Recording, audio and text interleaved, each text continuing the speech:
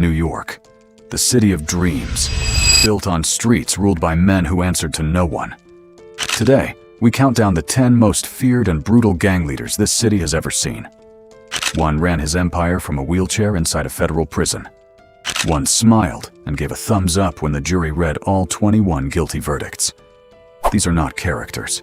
These are real names, real sentences, real bodies. 10 men who turned New York into their personal battlefield and made the FBI spend decades trying to bring them down. Hit like, drop a comment telling me where you're watching from. And if you think this story deserves to be heard, hit hype. That button only works on mobile, and every tap helps push this video to more people. Let's get into it. Number 10. Ronald Herron, Rudaj. On June 16, 2001, at Gowanus houses in Brooklyn, Ronald Herron was charged with shooting a man named Frederick Brooks over a drug turf dispute. A state jury acquitted him. Witnesses had stopped cooperating, and according to prosecutors, fear was the reason. Shortly afterward, Herron reportedly posted on social media that he shoots people and gets away with it. Around the same time, he was releasing rap videos that showed him holding weapons and warning that anyone who talked to police would be killed. Federal prosecutors would later argue those videos were not artistic expression. They were witness intimidation on camera. He was known on the street as Rudaj. He had a real music career. A track called Live by the Gun, released alongside Waka Flocka Flame and Uncle Murda, millions of YouTube views, and a self-produced documentary series called Rudaj TV. The rap industry and the federal government were watching the same person for very different reasons. 2 more murders followed. On May 9, 2008, Richard Russo was shot in the head. Court records cite disrespect as the motive. On September 27, 2009, Victor Zapata was shot multiple times in the body and head. Retaliation, prosecutors said, for an attack on Herron's associate, known as Moose. Cell phone data placed Herron near the Wyckoff houses that night.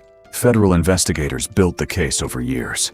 More than 65 undercover drug buys, raids recovering guns, crack, heroin, and a bulletproof vest. Herron was eventually arrested outside a Manhattan nightclub, sitting in a car with a loaded firearm.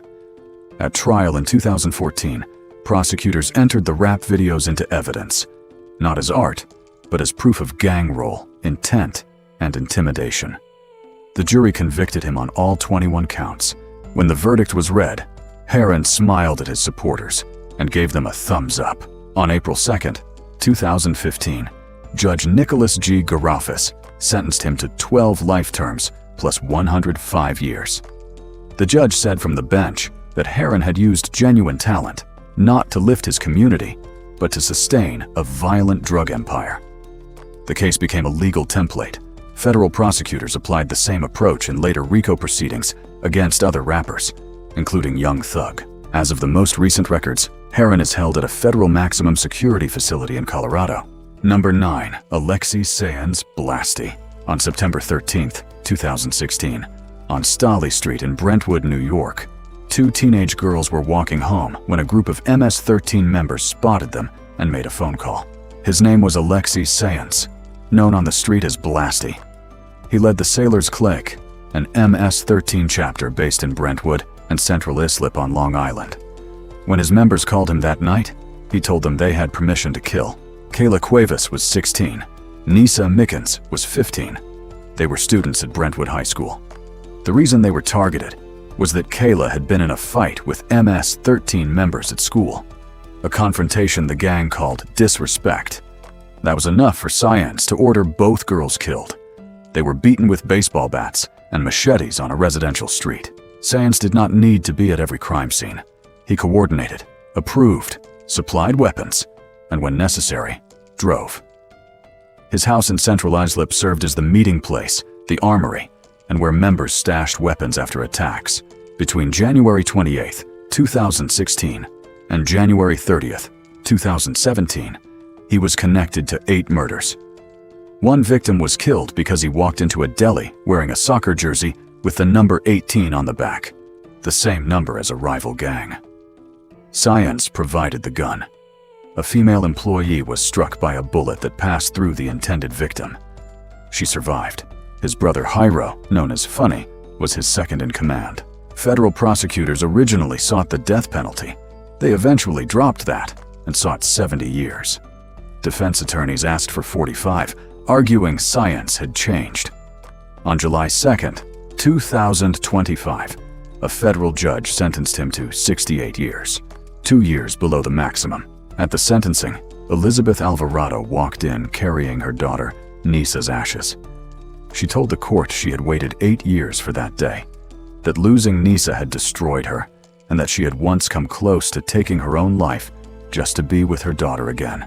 Saenz apologized in Spanish through an interpreter. The prosecutor called it self-serving and presented photos taken during Saenz's 8 years of pretrial detention, showing him posing with other MS-13 members in jail, throwing up gang signs. Alexi Saenz is 30 years old. He will be in federal custody for the rest of his life. Number 8. Alex Rudaj. On June 16, 2006, inside a federal courtroom in Manhattan, a judge handed down a 27-year prison sentence to a man the FBI's own criminal division chief had publicly called the leader of New York's 6th crime family. His name was Alex Rudaj, known on the street as Uncle and Allie Boy.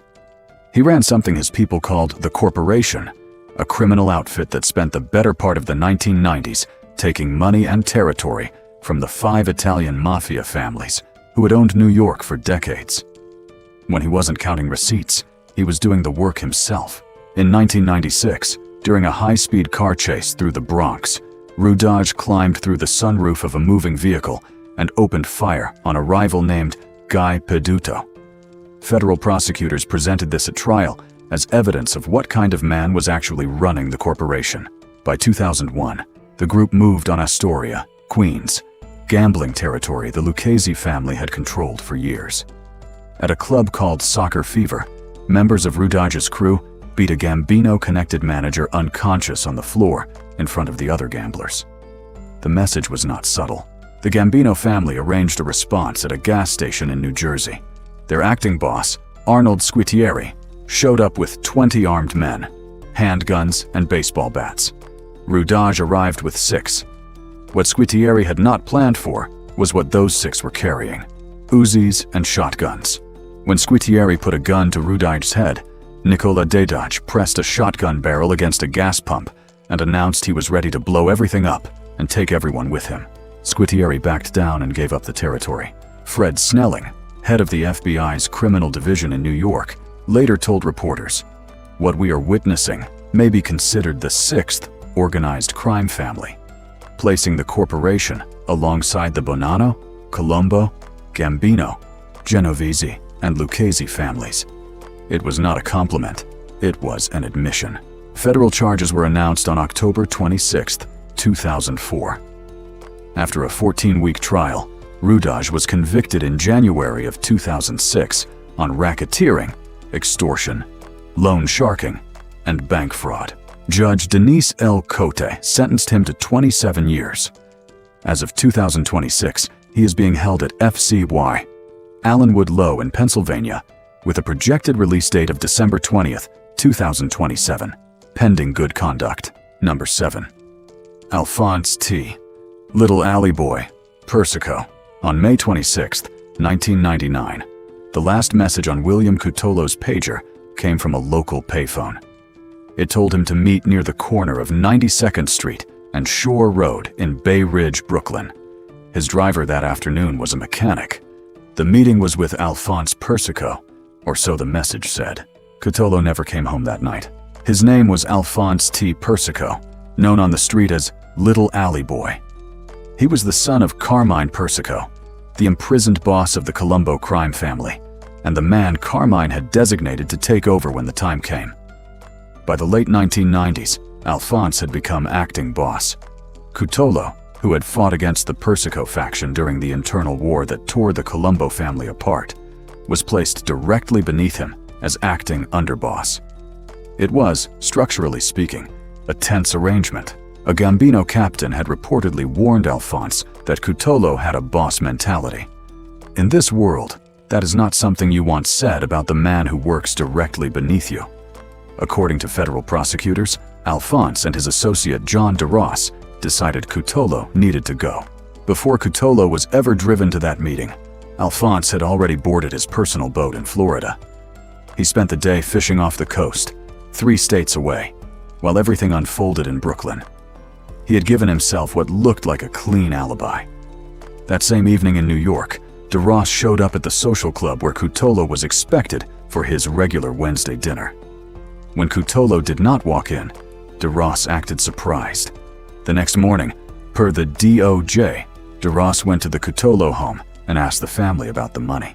Cutolo had told his wife and son before he left, if he went to meet Allie Boy and did not come back, they would know exactly what it meant. His son, William Cutolo Jr., eventually went to the FBI and wore a wire, recording DeRoss threatening the family. Those recordings became part of the federal case. On December 28, 2007, a jury convicted Alphonse Persico and John DeRoss of murder in aid of racketeering and witness tampering. On February 27, 2009, both men received life sentences. Cutolo's body had been found in a field in Farmingdale, New York, wrapped in a blue tarp, still wearing his Italian leather loafers. Number 6. Michael Big Mike DeSantis. On September 18, 1991, inside a room at the Kimberly Hotel in Midtown Manhattan, Alphonse Darko, the acting boss of the Lucchese crime family, noticed that one of the men waiting for him was wearing a thick leather jacket in late summer heat. When that man excused himself to use the bathroom, Darko looked through the gap in the door. He could see the man struggling to pull the jacket aside to adjust a gun strapped to his back, sitting on top of a bulletproof vest. Darko did not wait for a second look. He hit the elevator button and walked out of the building. Within days, he was talking to federal agents, and what he told them would take years to finish working through the Lucchese family. His name was Michael DeSantis, known in Brooklyn and in organized crime circles as Big Mike. And the man Darko had seen through that bathroom door was, by multiple accounts, him. DeSantis had come up under a capo named Peter Chiodo in Brooklyn during the 1980s. He reportedly ran a body shop and held interests in waste hauling. He was inducted into the Lucchese family in November of 1989 in Canarsie, according to organized crime researchers. Federal charges caught up with him. A 1992 indictment in the Eastern District of New York covered loan sharking and extortion. In 1993, prosecutors added a superseding indictment that included murder conspiracy. Among the charges, the attempted killing of Darko at the Kimberly. He was convicted and served 18 years in federal prison, released on June 28, 2010. He did not cooperate with the government. People in that world call someone who does both a stand-up guy, and for a man convicted of murder conspiracy, that silence carried a particular weight. By 2017, DeSantis had reportedly written a letter from the outside into Vic Amuso's federal cell, making the case that Brooklyn loyalists were ready to take the family back. Amuso, who was said to be resentful of the Bronx faction for failing to support his family while he sat in prison, reportedly sent back a response that removed them from power. DeSantis became acting boss. In May of 2020, federal agents photographed DeSantis chairing a Lucchese meeting at Jefferson Park in New York. He was wearing a blue tracksuit. DeSimone and Barada were beside him. Number 5. Vittorio Little Vic. Amuso. On May 30th, 1990, inside the federal courthouse in Brooklyn, a grand jury handed down a racketeering indictment naming the boss of one of New York's most powerful organized crime families. The man they were looking for was already gone. His name was Vittorio Amuso, called Little Vic, after a Lucchese figure named Vittorio Panica, his early mentor inside it. Before he gave orders, Amuso reportedly spent years carrying them out personally as a gunman. He became boss in 1986. The indictment was built around the Windows case, a kickback scheme in which Amuso and his underboss Anthony Casso had rigged city housing contracts and extracted roughly $1 million from New York's window replacement industry over 2 years. They kept 75%. What the indictment did not capture was what Amuso had been doing to his own people. When he took power, he reportedly demanded 50% of revenues from the family's New Jersey faction. The faction's leader, Anthony Exaturo, refused. Amuso's response was to order the entire New Jersey crew killed, not just its leadership, but every member. Historians of organized crime have noted the order had no real precedent in the American Mafia. The purge never fully landed, but the fear it created did. Alphonse Darko, who had been managing street operations while Amuso was a fugitive, concluded he was likely the next target. In 1991, Darko walked into a federal building and began cooperating. He became one of the highest-ranking figures in Cosa Nostra history to take that step. His testimony, combined with accounts from other insiders, ultimately helped seal the case. A Brooklyn jury convicted Amuso on all 54 counts in less than a single day of deliberations. On October 9, 1992, Judge Eugene Nickerson sentenced him to life in federal prison. He never gave up the title. According to court testimony from a former member, Amuso used smuggled coded letters in 2017 to restructure Lucchese leadership from his cell, removing the Bronx faction from power and installing Brooklyn allies in their place without a shot fired. A federal judge denied his compassionate release request in 2023 when Amuso was 88 years old and using a wheelchair for long distances. As of that year, he remained confined at Butner Medium 2 Federal Correctional Institution in North Carolina, still listed by both the government and his own organization as boss. Number 4. Lorenzo Mannino. On May 3, 1988, just after 6:30 in the morning, a man named Francesco Oliveri stepped outside his building at 4115 35th Avenue in Queens, New York. It was early. The street was quiet. He did not make it back inside. The person who helped plan that morning was not the one who pulled the trigger. Federal court records document his specific role, arranging the weapons, the vehicles, and the communications for the team. His name was Lorenzo Mannino, known in certain Brooklyn circles simply as Laura. Mannino came up in the Gambino crime family during the 1980s, working under John Gambino in Brooklyn. Court records identify him as part of the Sicilian faction within the family, a wing with direct ties to organized crime networks in southern Italy, including the Passo di Rigano, San Lorenzo, and Santa Maria di Gesù families. FBI surveillance noted that Mannino and the Gambino brothers regularly gathered at Cafe Giardino in Brooklyn, a location agents believed was used to coordinate the crew's business. He was not the kind of man who made headlines. That was by design. Before May 3rd, the group had met outside Ravenite Social Club in Manhattan to work out the plan. On the day of the killing, Salvatore Gravano, Sammy the Bull, put in charge by John Gotti, arrived at the scene in one car with Mannino. Robert Bisaccia arrived separately. Bisaccia walked up to Oliveri and shot him multiple times. The group drove away. In 1992, federal prosecutors indicted Mannino, along with John and Joseph Gambino, on RICO charges that included drug conspiracy and the Oliveri murder. Court records alleged the crew moved at least $25 million in heroin and cocaine since 1975. The first trial ended in a hung jury on most counts. In January of 1994, Mannino pleaded guilty to racketeering conspiracy and admitted his role in the Oliveri killing. The recommended sentence was 15 years. He was reportedly released around 2004. 6 years later, his name appeared in court documents tied to a secretly recorded meeting at La Griglia restaurant in Kenilworth, New Jersey. An FBI agent who spent years watching the Gambino family testified he personally observed Mannino at that table. After Frank Colli was shot and killed outside his Staten Island home in 2019, law enforcement sources and crime reporters named Mannino as one of the men believed to be running the Gambino family. No charges followed that claim. In more recent years, some organized crime observers have reported that Mannino's name continues to surface in street-level intelligence, including accounts of a high-level meeting with mob figures in the Philadelphia area to work out territorial matters. Those accounts come from a single source in the mob-watching press and have not been confirmed by federal court records or law enforcement statements. In 2023, the Justice Department charged 10 Gambino members and associates in Brooklyn on racketeering, extortion, and violence. Lorenzo Mannino's name was not among them. not for the first time, and not, based on the available record, for the last. Number 3.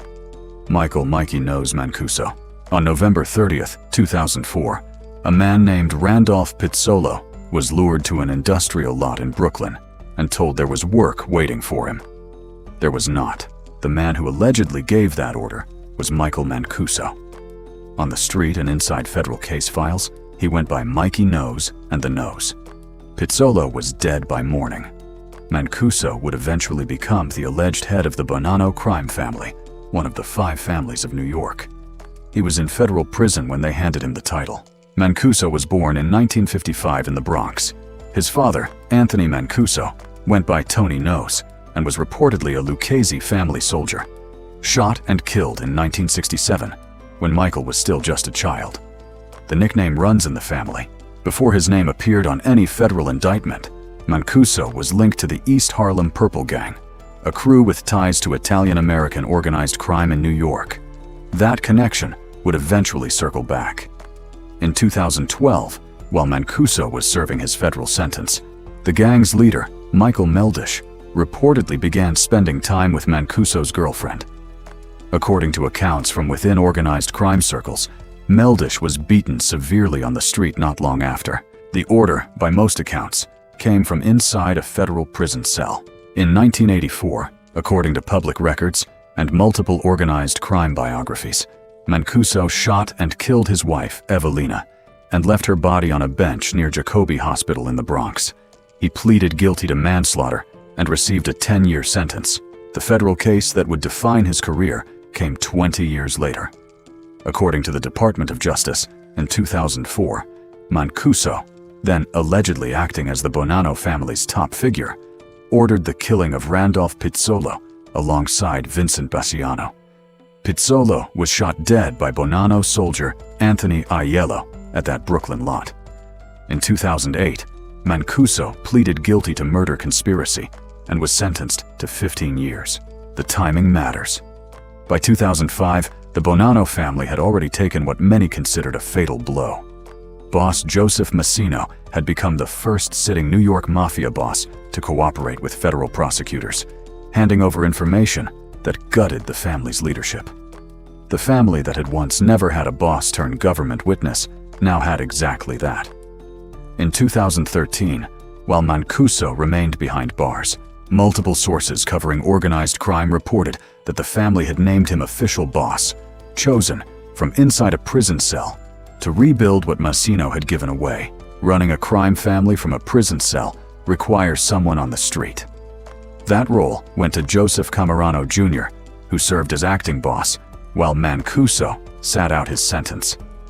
According to multiple organized crime sources, a faction within the family came to view Mancuso as a figurehead, a boss too far removed to matter. When Mancuso walked out of federal custody in March 2019, that view was corrected. Camarano was shelved, stripped of rank and standing.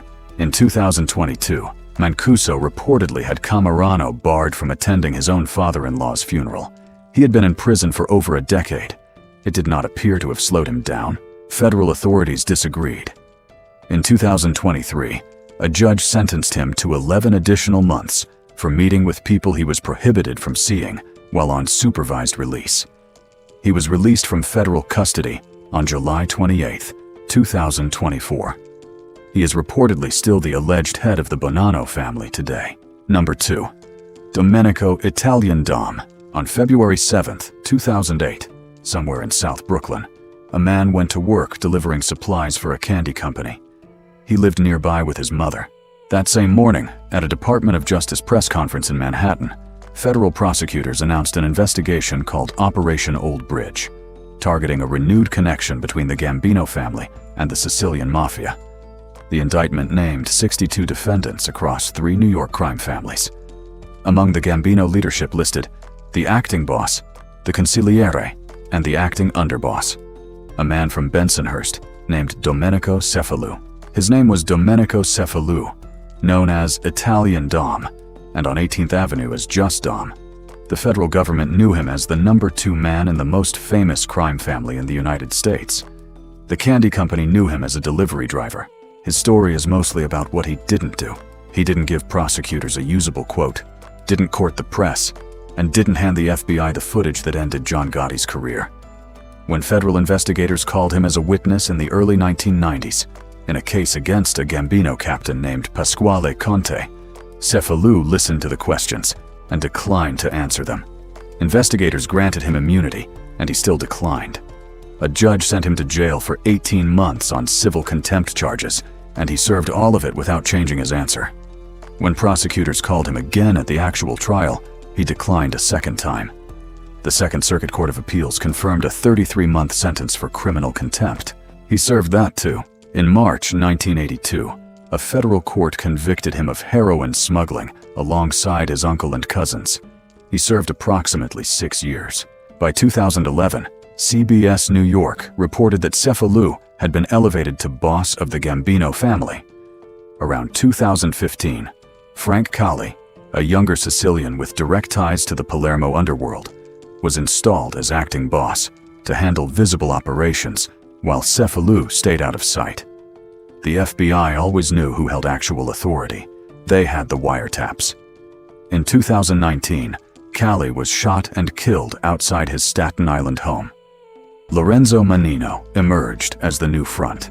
As of 2026, some outlets still list Domenico Cefalù as the suspected boss of the Gambino crime family. He has not publicly commented. Number 1. Liborio Barney Bellomo. On January 8, 1957, in East Harlem, Manhattan, a boy named Liborio Salvatore Bellomo was born into a neighborhood where the Genovese crime family was not background noise. It was the operating structure. His father was already a soldier in the organization, reportedly close to Anthony "Fat Tony" Salerno, one of the most powerful figures in the family at the time. His name was Liborio Salvatore Bellomo. Everyone called him Barney. According to several biographical accounts, he earned a bachelor's degree in finance from St. John's University and studied at NYU's business school, credentials that would have looked unremarkable on a resume and turned out to be useful in ways that did not appear on any resume. By the time he was 20 years old, sources believe he had already been formally inducted into the Genovese family. How a man who stood 6 feet 4 inches tall, never gave a single interview, and never made the news managed to run New York's most powerful crime family without anyone outside law enforcement noticing is what this video is about. The Genovese family was known for exactly this. Not for flash, but for discipline. While Vincent "Chin" Gigante, the family's official boss, spent years wandering Greenwich Village in a bathrobe to convince federal psychiatrists he was mentally unfit for trial, Bellomo did the opposite. He kept his name off every list that mattered. He was the man Gigante trusted with the actual work. By 1990, Bellomo was allegedly serving as acting boss, handling day-to-day operations, while Gigante's legal drama played out in public. He held that role for roughly 6 years, until federal agents caught up with him in 1996, and according to Department of Justice records, continued to exercise influence even after he was imprisoned. In 1997, he accepted a plea deal on 2 extortion conspiracy counts and was sentenced to 120 months. 10 years. The government noted that his position as acting boss factored into the sentence. While he was inside, a former member of his crew named Ralph Coppola disappeared. Federal prosecutors alleged that Bellomo had authorized the killing from prison, relaying instructions through a lawyer named Peter Peluso, who pleaded guilty and admitted carrying messages out. Bellomo denied the allegation and, in an unusual move for a man in his position, reportedly agreed to take an FBI polygraph. According to accounts that circulated widely after the case, he passed. The murder charge did not proceed to conviction. He was released, according to public records, on December 1, 2008. As of 2025, the New York Post listed Bellomo as the reputed head of the Genovese family. The clearest photograph law enforcement has released is a mugshot from the 1990s. No paparazzi photo. No video. A man who stood 6 feet 4 inches tall, and the most recent image anyone has of him is more than 30 years old. That is not an accident. 10 men. Between them, dozens of murders, hundreds of years in federal prison, and billions of dollars in criminal enterprise. The FBI didn't bring them down with luck. It took decades of wiretaps, informants, and courtrooms. Power built on fear never lasts. Not because of morality, but because someone always talks. Every single name on this list learned that the hard way. The streets remember them. The prison records remember them better. Hit like, drop a comment where you're watching from, and hit hype on mobile. See you next time.